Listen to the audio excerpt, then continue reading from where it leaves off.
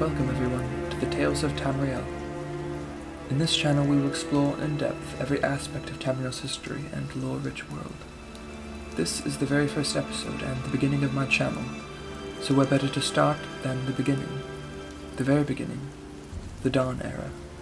The Dawn Era is the age before mortal men, and there is very little we know about it, for the gods do not often speak to their subjects directly. Most recordings are scattered and the events are ambiguous, and most remain in ignorance. So let's start at what we know. Before Nirn was ever created, before the Daedra and Aedra were conjured, there was Anu and Padme, two primordial beings of equal and opposite power.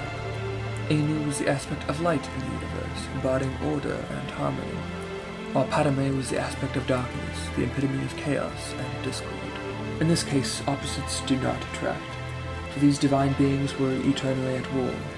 What better thing to fight for than love? You see, Padme and Anu were not at odds with each other because their powers and personalities were distinctly opposed. These two godlike beings were at war for the love of another divine being, Nur.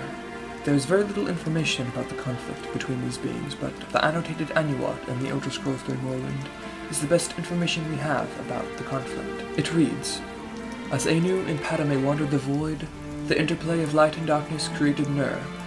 Both Anu and Padme were amazed and delighted with her appearance, but she loved Anu, and Padme retreated from them in bitterness. Nur became pregnant, but before she gave birth, Padme returned, professing his love for Nur.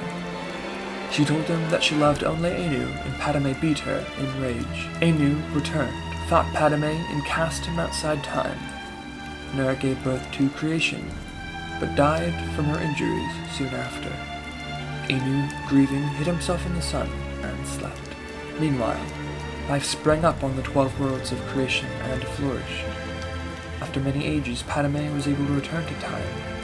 He saw creation and hated it. He swung his sword, shattering the 12 worlds in their alignment. Anu awoke and fought Padme again. The long and furious battle ended with Anu the victor. He cast aside the body of his brother, who he believed was dead, and attempted to save creation by forming the 12 remnants of the worlds into one. Nirn, the world of Tamriel. As he was doing so, Padme struck him through the chest with one last blow. Anu grappled with his brother and pulled them both outside of time forever. So, after Padme and Anu had defeated each other, what happened after that? Nur had been killed in the conflict, and Padme and Anu were gone for all eternity. But the spilling of their blood birthed the gods. The first to form from the mingled blood of Anu and Padme was the dragon god of time, Akatosh, whom the elves know as Oriel. The other, Aedra, formed soon after Akatosh, and so too did the Daedra, who were conjured from the spilled blood of Padme alone. Now, unlike the Aedra had no concern for creation. Theirs was the blood of Padme, and they, like him, despised Nirn, or were humored by it. The gods, who had both the blood of Anu and Padme, had certain fondness for Nirn, and it was this very fondness that allowed them to be deceived by Lorkhan. Lorkhan is the divine being created by Sithis, who was formed by Padme, which means Lorkhan is the grandchild of Padme. If you don't recognize the name, that's completely fine. Lorkhan is more commonly recognized by Nords and other races of men as Shol, the warrior king of Sovngarde. Now Lorkhan is directly responsible for creating the mortal kind as we know it. The details are extremely vague and unclear, but what we do know is that Lorkhan convinced the Aedra to create Mundus, the mortal plane where man and elves thrive. What Lorkhan neglected to tell the Aedra is that in creating Mundus, much of their power would be sacrificed, and the gods would become mortal. When Mundus had been formed, and Akatosh realized the deception of Lorkhan, he was displeased and sentenced him to death, though this sentence would not go as smoothly as Akatosh would have liked. In the monomyth, it reads, "But when Trinimac and Oriel tried to destroy the heart of Lorkhan, it laughed at them. It said, 'This heart is the heart of the world, for one was made to satisfy the other.'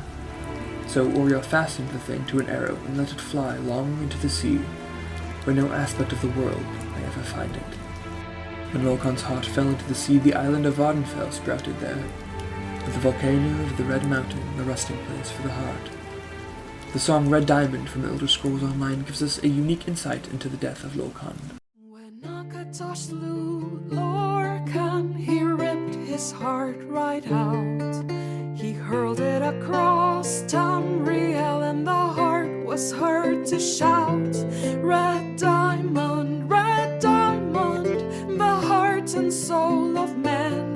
Red Diamond, protect us till the end. And with Lorkhan's death, the Dawn Era ended, and the next era was to begin. So that is why many of the Nords and other races of men herald Shor as their god, for he is the reason for their existence, and he sacrificed his life for that. Of course, Shor lives on in the halls of Sovngarde, but his story still inspires the races of men in Tamriel today. Well everyone, that is the story of the Dawn Era. If you enjoyed this video and want to learn more